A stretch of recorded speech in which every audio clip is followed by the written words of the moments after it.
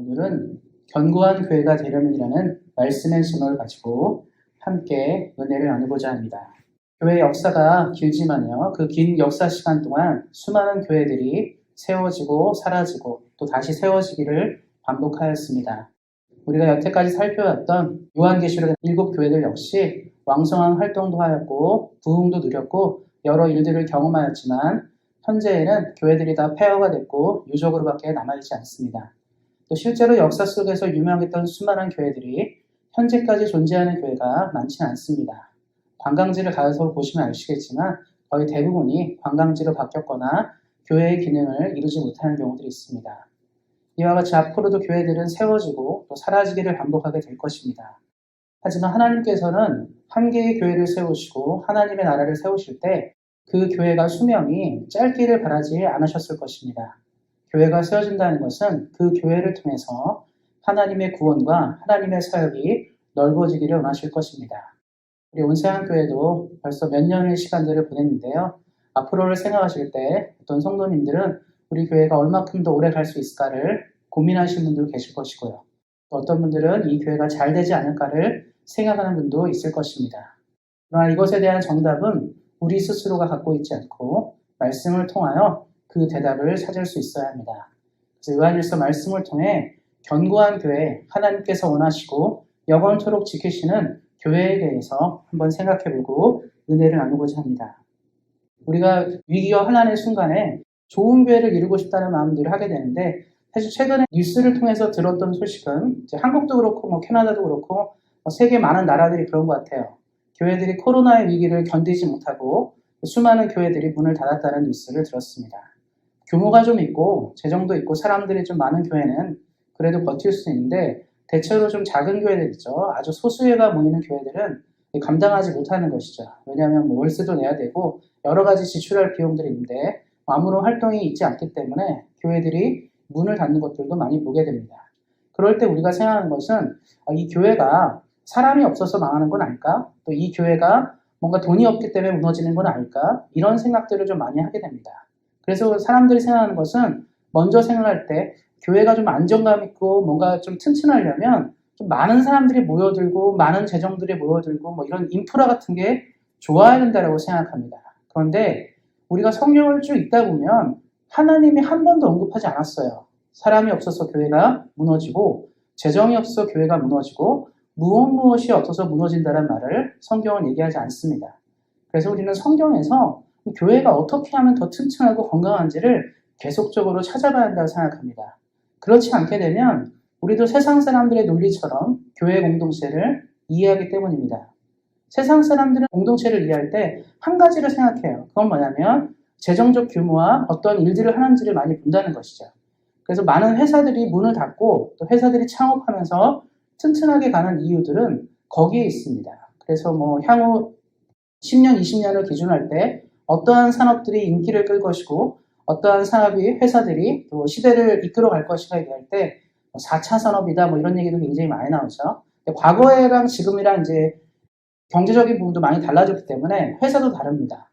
몇십 년 전만 해도 지금 있는 회사들이 없던 회사들 있죠. 세계적으로 가장 유명한 구글이라든가 아마존, 애플 이런 회사들은 사실 몇십 년 전만 해도 큰 회사가 아니었어요. 그렇게 재정도 많고 튼튼하지 않았는데 시대가 바뀌면서 이런 회사들이 전면적으로 나타났다는 것이죠. 그러면서 많은 사람들이 생각하는 것은 그 전에 이제 좀 추락한 회사들이 돈이 좀 부족했고 뭐가 부족했고 이런 생각을 많이 할 것입니다. 근데 우리가 봐야 되는 것은 목적과 방향이 시대를 참 잊지 못하게 되면 넘어지게 되는 것인데, 교회도 그렇습니다. 교회도 우리가 사는 시대를 잘 이해하고 우리가 살고 있는 시대가 어떻게 가는지를 보기 시작한다면 조금 더 존속할 수 있는 것이죠. 그런데 성경은 그것 이상을 또 생각해야 한다고 얘기하고 있습니다. 교회가 견고하고 튼튼해지기 위해서 가장 필요한 것은 바로 하나님을 아는 것, 예수님을 아는 것이기 때문에 그렇습니다. 그래서 견고한 교회가 되기 위해서 필요한 첫 번째 전제 조건은 예수님을 온전히 아는 것입니다. 그래서 1장 1절 말씀이 나왔는데요. 태초부터 있는 생명의 말씀에 관하여는 우리가 들은 바요, 눈으로 본 바요, 자세히 보고 우리의 손으로 만진 바라.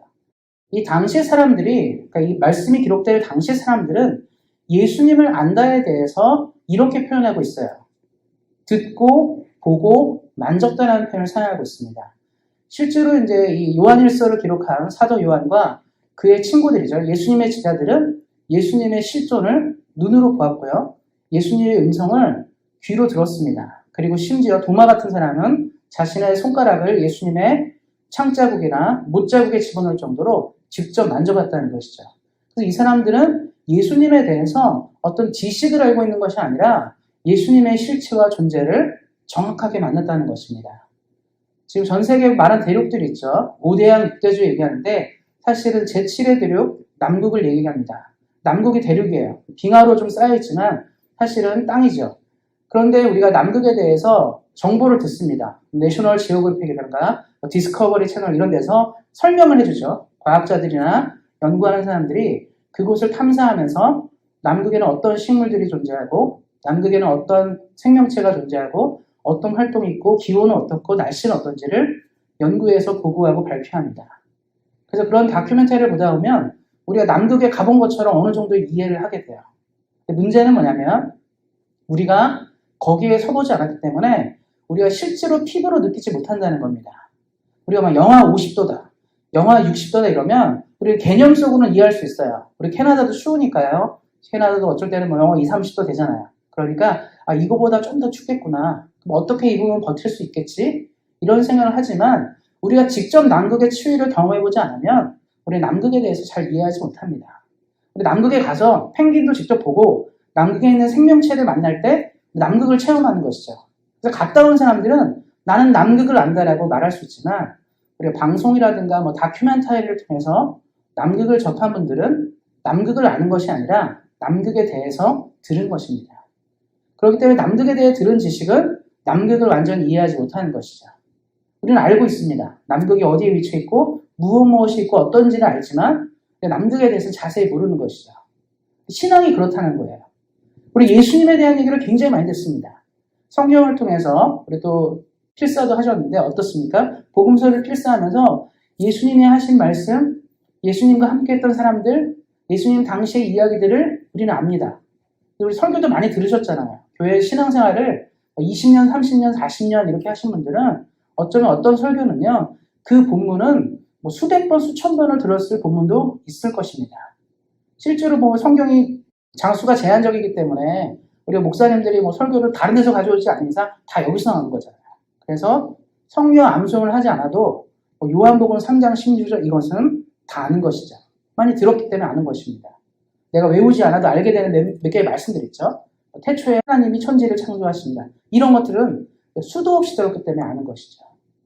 우리 많이 알고 있어요, 사실은. 많은 정보를 알고 있는데 그런데 하나님에 대해서 아는 것인지 하나님을 아는 것인지는 구분할 수 있어야 됩니다.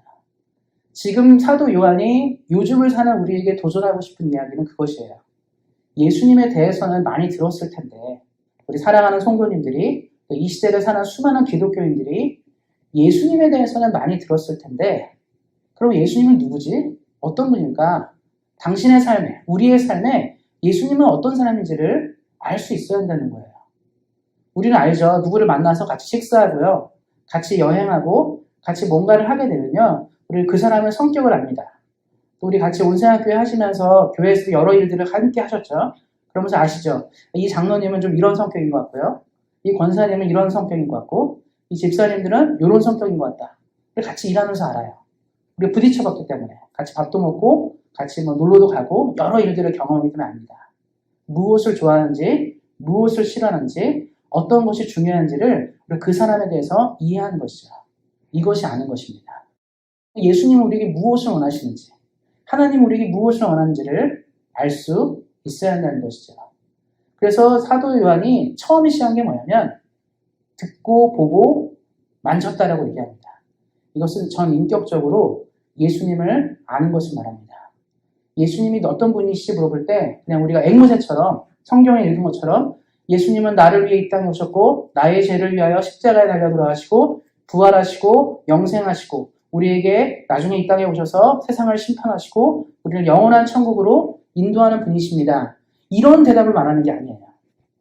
우리가 질문하잖아요. 그러니까 어떤 질문하는 퀴즈처럼 단답형으로 답은 이것이다 무엇이다를 말하라는 것이 아닙니다.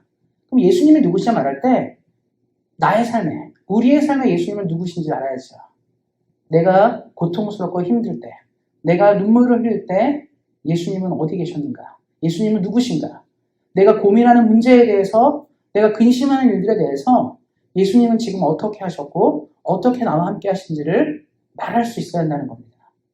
그래서 교회가 튼튼해지려면 예수님에 대해서 아는 것이 아니라 예수님을 아는 사람이 늘어나야 된다는 것이죠. 초대의 교회가 강력한 복음을 세상에 선보일 수 있었던 이유는 뭐냐면 초대교회의 구성원은 대부분이 예수님을 눈으로 보고 만지고 들었던 사람들이에요. 예수님에 대해서 정확히 알고 있는 사람들이 많았다는 사실입니다. 요즘과 다르죠. 요즘은 예수님을 이렇게 만난 분들이 많지가 않고 예수님에 대해서 아는 사람들이 훨씬 더 많습니다. 그래서 우리가 뭐 새롭게 하소서라든가 이런 간증들을 듣다 보면 우리 모르던 경험들이 있죠. 난 저런 경험 안 해봤는데 저 사람은 어떻게 저렇게 예수님을 만났지? 하나님을 저렇게 만났구나 해서 우리 굉장히 부러울 때가 있고 나도 저렇게 하나님 만났으면 좋겠다 생각할 때가 있습니다. 간증을 통해서 배우는 게 뭐냐면 하나님이 저런 분이신데 내가 믿는 하나님과 다른 계획을 느낄 때가 있는 것이죠. 우리가 원래는 사실은 그 사람처럼 그들처럼 우리도 믿음과 신앙이 있어야 되는 겁니다. 그때 우리는 뭐라고 말하냐면 안다라고 얘기해요. 그런데 이러한 사람이 적다 보니까 교회가 약해지는 것이죠. 교회가 사실은 더 큰 박해와 위기 속에서 한 번도 무너지지 않고 계속적으로 성장했던 이유 중에 하나는 교회에 예수님을 아는 사람들이 많았을 때입니다. 근데 교회가 언제 추락했냐면 교회에 예수님을 아는 사람이 적어지기 시작할 때 추락했습니다. 그래서 우리 사랑하는 성도님들이 온세한 교회를 생각하실 때 이 교회의 미래와 이 교회의 앞날을 생각하실 때 얼마나 많은 사람이 와야 되고 얼마나 많은 돈이 채워져야 되고 얼마나 우리가 많은 일을 할 수 있는가에 대해서 집중하기보다 더 먼저 해야 될 일은 뭐냐면 나는 예수를 만났는가를 늘 질문하셔야 돼요. 내가 예수를 만나면요 자연스럽게 성장합니다. 예수님을 만나는 사람과 함께 교회는 항상 성장하고 진행하기 때문에 그래요. 사랑하는 성도님들이 오늘도 내일도 가장 먼저 고민해야 될 것은 뜨거운 마음으로 예수를 만난 나의 삶이 되기를 기도해야 합니다. 하나님을 만나실 때, 우리 사랑하는 성도님들이 하나님을 만나실 때 온세한 교회는 물론이고 우리가 서 있는 모든 것이 하나님의 나라를 만나게 될 것입니다. 그러한 놀라운 축복들이 우리 사랑하는 성도님들에게 넘쳐나시기를 예수님의 이름으로 축원드립니다. 그리고 우리가 둘째로 좀 살펴야 될 것은 무엇이냐면 예수님을 증거해야 되는 것이에요. 견고한 교회가 되기 위해서 필요한 것 중에 하나는 예수님을 증거해야 합니다. 그 전에 제가 한 가지 얘기를 들려드리는데요. 작년도에 최동석 박지훈 아나운서 부부가 볼보 XC90 차량을 몰고 가다가 상대편에서 트럭이 역주행하는 트럭이랑 부딪힌 적이 있었습니다. 그런데 어떤 일이 생겼냐면 보통 역주행한 트럭이랑 차가 부딪혔으니까 많은 사람이 다치거나 죽거나 뭐 그런 일이 생길 텐데 그 사건 때 경미한 이제 부상밖에 있지 않은 거예요. 근데 차량은 사실 이제 볼보 차량이 거의 반파가 됐는데 인명피해가 거의 없었습니다. 그래서 그때 당시에 굉장히 큰 화제가 됐어요. 그건 뭐냐면 볼보 차량이 굉장히 튼튼하다는 것으로 화제가 되었습니다. 그리고 그 당시 또 이제 볼보 이 XC90 차량을 모는 사람들이 이제 얘기를 한 거죠. 우리 이 볼보가 굉장히 튼튼한 차라는 것들을 얘기하고 또 홍보하기 시작했습니다. 그리고 얼마 뒤에 어떤 뉴스가 전해졌냐면 이 볼보 XC90가 2013년부터 2018년까지 영국에서 교통사고로 사망한 운전자와 탑승자가 사망자가 한 명도 발생하지 않았다는 뉴스가 발표됐습니다. 그러니까 그때 사람들이 볼보차가 굉장히 좋구나. 트럭이랑 치워도 끄떡이 없다는 것을 알게 되면서 이것이 굉장히 입소문을 많이 타면서 작년도에 이제 한국에 출시된 볼보 차량, 이 X90가 완판했다 하더라고요. 그리고 지금도 인기 있는 차량으로 진행된다고 얘기하는데 그 당시 이제 사고를 통해서 많은 사람들이 본 건 뭐냐면 이 차가 정말 괜찮구나. 몰아보는 사람도 얘기하는 거예요. 디자인이 마음에 안 들고 예쁘지 않아서 인기가 없었는데 실제로 사고가 한번 났는데 그렇게 차가 부서졌는데도 불구하고 인명피해가 없다는 사실에 사람들이 이 차에 대해서 관심을 갖고 많이 팔렸습니다. 제가 왜 이 말씀을 드리냐면 우리가 예수님을 안다면 알고 만났다면 우리는 그것이 무엇인지 아는 거예요. 이게 얼마나 대단한지는 아는 것입니다. 간증을 하는 이유가 무엇이겠습니까? 뭔가 만났기 때문에 그래요. 내가 예수님을 통해 어떤 은혜를 얻었고 하나님의 능력을 만나니까 참을 수가 없다는 것을 말합니다. 초대교회 때 이제 베드로라 요한이랑 이런 사람들이 복음을 전하다가 법정에 서는 경우도 있었어요. 유대인들 법정에 서는데 당시 유대인들이 뭐라고 많이 얘기했냐면 너네가 증거하는 예수를 증거하지 마라. 그는 이미 십자가에 달려 죽었지 않느냐. 너네는 왜 자꾸 예수를 얘기하느냐. 우리는 유대교가 중요하는데 왜 자꾸 그리스도 기독교를 얘기하는지에 대해서 참 못 살겠어요. 법정에서도 맨날 시비를 거는 거죠. 불러놓고 나면 소송하면서 얘기하는 거죠. 그때 이제 베드로가 뭐라고 말했냐면 내가 보고 들은 것을 말하지 아니할 수 없다. 내가 아무것도 모른다면 할 말이 없는데 내가 예수를 만났는데 그분이 정말 대단한 거예요. 내가 예수님을 만났는데 나의 삶의 문제가 예수님 때문에 해결되고 내가 고민하는 모든 일들이 예수의 이름 앞에서는 아무것도 아니라는 것을 그가 만난 것이죠. 베드로 어떤 사람입니까? 예수님 부인하고 막 이랬던 사람이었잖아요. 그럼에도 불구하고 그가 예수님을 제대로 만나니까 이제 참을 수가 없는 거예요. 이걸 얘기하고 싶어서. 우리도 이제 연세가 지셨으니까, 우리 성도님들도 연세가 지셨으니까 가장 많이 얘기하는 게 뭐죠? 어떤 몸에 좋은 뭐가 나왔거나 좋은 운동법이 나오면 우리 카톡에도 올리시고 뭐 이렇게 서로 보내기도 하잖아요. 고혈압에는 이게 좋다, 당뇨에는 이게 좋다, 뭐 무릎이 아프거나 허리가 아플 땐 이런 운동이 좋다. 그거 왜 얘기하는 거죠? 그거를 체험한 사람들이 방송에서 많이 얘기했어요. 이렇게 운동하면 건강하게 산다. 이런 거 섭취하시면 안전하다고 얘기합니다. 그거를 보고 우리가 도전을 얻는 거예요. 아, 나도 몸이 좀 약한데, 나도 몸이 건강하지 않은데, 저 사람들 얘기를 들어보니까 내가 저렇게 하면 괜찮을 것 같아. 그러니까 뭐 식단도 그렇잖아요. 채소를 중심으로 식단을 짜거나 어떻게 운동하고 이런 게 나오는 게 뭐냐면 경험한 사람들이 얘기해 주는 거예요. 아, 이대로 사니까 정말 건강해진다. 열광하는 거죠. 한동안 뭐 한국도 보니까 뭐 야채 주스부터 해가지고 별거 다 유행했거든요. 뭐 오일 풀링 뭐 이런 거 다 유행했잖아요. 이게 뭐냐면 경험한 사람들이 얘기해서 그렇습니다. 그러면 인생의 가장 중요한 게 무엇입니까? 영생이에요. 생명입니다. 사람은 죽는 게 제일 무섭고 두렵습니다. 그런데 예수님을 만나면, 믿으면 영생과 부활을 얻는다고 성경이 누누이 강조하고 똑똑히 얘기하는 메시지가 있습니다. 그 메시지가 삶에서 살아있는 사람들은 참을 수가 없는 거예요. 우리 사랑하는 성도님들, 가족 중에 혹시 예수 믿지 않는 사람 있습니까? 아들, 딸 중에, 또 친구, 뭐 형제자매, 부모님, 뭐 이런 사람 중에 예수 안 믿는 사람들 있습니까? 그럼 우리가 영생과 부활, 이 생명을 우리가 안다면 이건 시급한 문제예요, 사실은. 우리가 이것에 대해서 민감하게 반응하시고 하나님의 은혜가 무엇인지 알고 생명과 복이 무엇인지 안다면 우리 여기서 가만히 있으면 안 돼요, 사실은. 몸에 좋은 것을 위해서는 계속 얘기하고 건강을 위해서, 뭐를 위해서는 우리 애쓰지 않습니까? 그런데 우리 몸뚱아리는요, 사실 영원하지 않잖아요. 언제 죽을지 모르는 몸이고요. 최근에 뭐 뉴스 많이 보니까 오늘 건강하게 살다가 갑작스럽게 건물이 무너져 사람이 죽었어요. 너무 예상하지 못한 일 아닙니까? 어제까지만 해도 내가 설마 그렇게 죽을 거를 아무도 예상하지 못했습니다. 근데 그런 일이 생긴 거예요. 뭐 그것만 그렇습니까? 최근에 또 런던에서 차량 테러가 있었잖아요. 그래서 무슬림 가족들 몇 명 죽었다고 나오는데 어떻습니까? 전혀 예상하지 못한 거예요. 한가로운 주일에 그냥 가족끼리 나가다가 죽은 겁니다.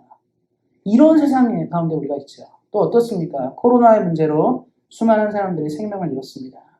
우리는 안심할 수 없는 시대를 살아가고 있는데 그렇다면 무엇이 중요합니까? 하나님 늘 말씀하시잖아요. 예수님 늘 말씀하시잖아요. 나를 믿는 자는 영원히 살 것이고 죽어도 부활한다. 이런 얘기 막 하십니다. 예수님은 그래요. 이 세상에 무엇도 답이 되지 못하지만 나를 믿는 것은 대답이 된다라고 얘기하고 있습니다.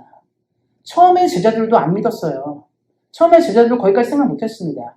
예수님이랑 같이 가니까 밥도 먹고 예수님이 놀라운 기적도 행하니까 병든 자도 낫고 죽은 자도 살리는 것도 보고 여러 일들을 경험하면서 그래 예수님이랑 다니니까 뭔가 떨어지는 게 있구나를 배웠습니다. 근데도 그 사람들 그때는 자세히 몰랐어요. 근데도 자세히 몰랐다가 예수님을 제대로 알기 시작하는 순간 그들이 눈이 번쩍 뜨는 거예요. 이거 예수님을 버리고 살 수는 없겠구나. 예수님 없는 인생은 아무것도 아닌 것을 깨닫기 시작한 다음에 너무나 좋으니까 집에 꽁꽁 숨겨둔 것이 아니라 그 다음부터 문을 열고 나갔어요. 지금 당신의 인생에 가장 중요한 것이 무엇입니까? 지금 당신의 삶에 가장 급한 문제가 무엇입니까? 예수님을 만나셔야 합니다. 예수님을 만나는 것만이 인생을 달라질 수 있습니다라고 베드로는 외쳤습니다. 제자들이 외쳤어요. 그들이 만나고 경험한 것들을 증거해야 한다고 생각했기 때문입니다. 현대의 교회들이 건강하지 못하게 된 이유 중에 하나는 뭐냐면 교회가 이제 세상을 향해 나가지 않고요. 점점 우리끼리만 뭉치기 시작한 거예요. 더 이상 나가지 않는 거죠. 복음을 증거하고 하나님 나라를 증거하는 것이 부담스럽습니다. 뭐 종교 다원주의 시대고 불교를 믿던 천주교를 믿던 이슬람교를 믿던 다 존중받는 시대인데 어디 나가서 뭐 기독교가 제일 중요하다 말하는 것은 굉장히 편협해 보여요. 그러니까 점점 교회도 그렇고 사람들도 그렇고 복음을 증거하고 예수를 증거하는 일에 점점 관심을 잃어갑니다. 그런데 우리가 물론 어떤 진리를 증거하고 어떤 얘기를 할 때 어떤 이론을 설파할 때는 그럴 수 있다고 생각하는데 정말 예수님 안에 생명이 있다면 우리 지체할 수가 없는 것이죠. 우리 누가 사고를 당하거나 어려움을 겪게 되면 제일 먼저 하는 일이 뭐죠? 한국은 119, 캐나다는 911. 왜 전화하는 것이죠? 거기 그 사람이 빨리 와야 시급하게 죽어가는 사람을 건져낼 수 있는 인력이 오기 때문에 뒤도 보지 않고 전화를 거는 거죠. 지금 누가 아프고 지금 사고 당했고 어떤 일이 생겼으니까 얼른 와주세요라고 얘기하는 것입니다. 시급해서 그래요. 이 사람을 살릴 수 있는 사람들이 그들이라고 생각하기 때문에 우리 지체 없이 전화를 돌리고 얘기합니다. 그렇다면 우리 주변에 죽어가는 사람들, 하나님의 말씀이 없고 은혜가 없어서 죽어가는 그 사람들에게 누가 911을 걸겠습니까? 누가 119를 걸어주겠어요? 우리가 해야 됩니다. 우리가 그걸 나눌 수 있어야 돼요. 이 시대는요, 하나님의 은혜가 필요한 시대입니다. 어느 시대보다 더 필요해요. 하나님의 은혜가 필요하고 하나님의 사랑이 필요한 이 시대를 우리는 살아가고 있습니다. 하나님의 말씀을 증거하는 교회는 결코 멸망하지 않습니다. 사명에 있는 사람은 망하지 않아요. 사명에 있는 인생은 사용하십니다. 필요하기 때문에 그래요. 그래서 우리가 날마다 생각하고 생각하는 건 뭐냐면 내가 이 땅을 살면서 하나님이 내게 원하는 것들을 온전히 이루시도록 기도할 수 있어야 됩니다. 온세아 교회가 존재하는 이유는 무엇입니까? 이 땅의 많은 교회 중에 하나의 교회로 존재하는 것입니까? 아니면 우리가 여전히 주를 위해 해야 될 일이 있기 때문에 우리가 존재하는 것입니까? 이 질문을 할 수 있어야 됩니다. 그리고 우리 사랑하는 성도님들이 하나님 앞에 쓰임받는 교회가 되고 쓰임받는 삶이 되어서 하나님이 기뻐하시는 또 하나님이 기뻐하는 인생을 주로부터 살아가시기를 예수님의 이름으로 축원드립니다. 그리고 마지막으로 살펴볼 것은 교회는 진정한 교제가 있는 공동체가 되어야 합니다. 3절 말씀인데요. 우리가 보고 들은 바를 너희에게 전함은 너희로 우리와 사귐이 있게 하려니 우리의 사귐은 아버지와 그의 아들 예수 그리스도와 더불어 누림이라. 교회의 공동체를 생각할 때 많은 사람들이 교제의 중요성을 얘기합니다. 그래서 우리도 예전에 코비드 전에는 토요일마다 이제 예배 드리고 나서 같이 밥도 먹었고요. 식사도 하고 그랬습니다. 또 예배 주일날 오후도 막 예배 마치고 함께 다과도 나누면서 친교를 했죠. 교제에 대해서 우리는 중요하다고 생각합니다. 왜냐하면 서로 좀 알고 지내는 것이 매우 필요하기 때문에 그렇습니다. 그런데 우리가 좀 한 번 더 생각해 봐야 될 건 뭐냐면 하나님이 우리에게 정말 원하는 교제는 무엇일까요? 생각해야 되는 거예요. 가족을 한번 생각해 보세요. 우리 사랑하는 성도님들 아들, 딸 있으시고 또 형제들이 있고 부모님도 계셨을 텐데 어떻습니까? 가족이 있죠. 그럼 가족이라는 개념을 생각할 때 우리는 무엇으로 이 가족의 친밀함, 가족의 안정감 있는 것을 말할까요? 단지 때가 되면 어머니 날이 되고 아버지 날이 되니까 같이 모여서 식사 한번 하고 때 되면 안부 전화하고 같이 그렇게 하는 것으로 우리는 그걸 가족이라고 규정할 수 있을까요? 가족은 뭔가 위로가 되고 뭔가 우리가 쉴 수 있는 곳이 되어야 됩니다. 가정을 얘기할 때 홈이라고 하잖아요. 홈. 이 홈이 뭡니까? 내가 쉴 수 있는 곳이에요. 생각만 해도 따뜻한 곳이죠. 우리 고향을 홈타운이라 얘기한 건 뭐냐면 생각만 해도 마음이 따뜻해지고 내 마음이 쉴 수 있는 곳을 얘기하는 거 아닙니까? 가족이 그런 곳이 돼야 되는 거죠. 근데 현대의 문제는 뭐냐면 가족이 그렇지 않아요. 때 되면 그냥 밥만 먹고 헤어지는 사회고 아들이 무엇을 고민하는지 딸이 무엇을 고민하는지 잘 알지 못하는 시대 가운데 있습니다. 심지어는 남편과 아는 사이에도 뭐 때문에 고민하고 고통하는지를 잘 몰라요. 그러니까 현대 많은 사람들이 가족에서조차도 쉬지 못해서 가정에서조차도 마음을 나누지 못해서 자살도 하는 것입니다. 내가 쉴 수 있는 곳이 한 군데만 있으면요 사람이 안 죽는 돼요. 그런데 더 이상 어디도 쉴 데가 없고 내 마음을 이해할 만한 곳이 없다고 생각하니까 사람들이 그런 선택도 하는 것입니다. 교제는 무엇이냐? 가족이 무엇이냐? 이것이거든요. 그럼 이걸 교회로 한번 가져와서 우리 사랑하는 성도님들이 한번 질문해 보셨으면 좋겠어요. 교회는 내 마음이 쉬는 곳이냐? 내 영이 쉬는 곳이냐? 하나님의 은혜 가운데 우리가 이 형제자매를 만나서 마음이 즐겁고 행복한 곳이냐? 이 질문이 필요하다는 것이죠. 진정한 교제가 사라지는 교회는 존속하기가 어렵습니다. 우리가 함께 모여서 우리 같이 믿음의 가정과 믿음의 식구들이죠. 함께 예수님이라는 이름으로 살아가는 우리 모두인데 그것을 지켜가기 위해서 애쓰고 노력한 것이거든요. 과거의 교회들은요. 예수님 이름으로 모여서 함께 그것을 지켜가기 때문에 교회 공동체가 사랑이 있었고 교회 공동체에 은혜가 있었습니다. 가장 중요한 그 복음 하나를 모였기 때문에. 근데 요즘의 교회들이 그렇지가 않아요. 교회들이 보면 그렇지가 않습니다. 저는 그 얘기를 못 들은 지 오래된 것 같아요. 교회의 마음이 좀 쉬러 간다. 하나님의 은혜 때문에 내가 쉼과 은총을 얻기 위해 교회에 있다. 이런 말을 많이 못 들었습니다. 점점 사람들이 교회를 출석하는 이유들이 다른 이유가 많죠. 교회 가면 친구가 많다. 교회 가면 뭐가 있다. 뭐 그렇게 많이 오는 것이죠. 저도 이제 구세군 교회를 좀 다닌 적이 있었는데요. 구세군 보면 재밌는 게 뭐냐면 구세군에 사람들이 좀 많이 있어요. 다양한 민족들이 보이고 같이 예배를 드리는데 그 중에서 뭐 믿음이 있어서 다니시는 분들이 있는데 일부는요. 구세군은 이제 푸드 서비스를 좀 해요. 푸드뱅크를 운영하니까 그거를 나눠주는데 그런 것 때문에 다니는 분들이 좀 있어요. 예전에 제가 이제 실습 때문에 구세군에서 일했는데 거기 이제 할머니시거든요. 나이 좀 많이 드신 할머니인데 그분은 이제 기독교가 아니고 이슬람교인데 여기서 주는 게 많으니까 그냥 오시더라고요. 그래서 종교의 의미가 없고 여기서 뭐 나눠주는 게 좋으니까 오는 거거든요. 그렇게 와서 이제 받아먹고 가고 이런 거죠. 그러니까 사람들이 자꾸 예수를 만나러 오는 게 아니라 구세군 푸드 서비스가 괜찮으니까 뭐 먹을 것도 주고 뭐 괜찮은 거 주니까 가는 거고 또 거기서 뭐 공부도 가르쳐주고 공부방도 하고 이러니까 이렇게 보내는 거더라고요. 그러니까 교회가 뭔가 튼튼해 보이지 않고 약한 거예요.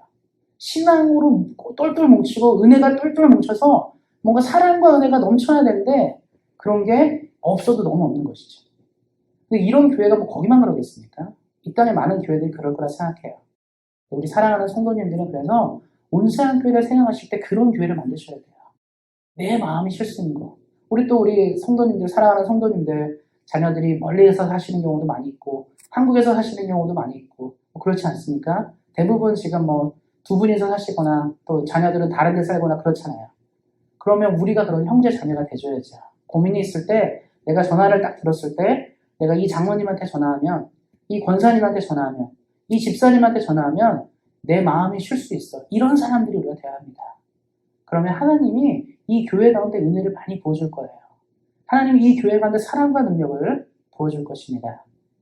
그래서 말씀에 나온 것처럼 이 사귐은 그래서 우리끼리 사귀는 것을 넘어서 복음과 함께 하나님과 예수님과 함께 온전한 누림 있고 온전한 사귐 있는 그런 교회가 되어야 합니다. 그래서 처음부터 말씀드렸지만 말씀을 정리하면 예수님을 아셔야 하고 그 아는 예수님을 증거할 수 있어야 되고 또 그 아는 예수님과 함께 우리가 함께 공동체를 만들어갈 수 있어야 합니다.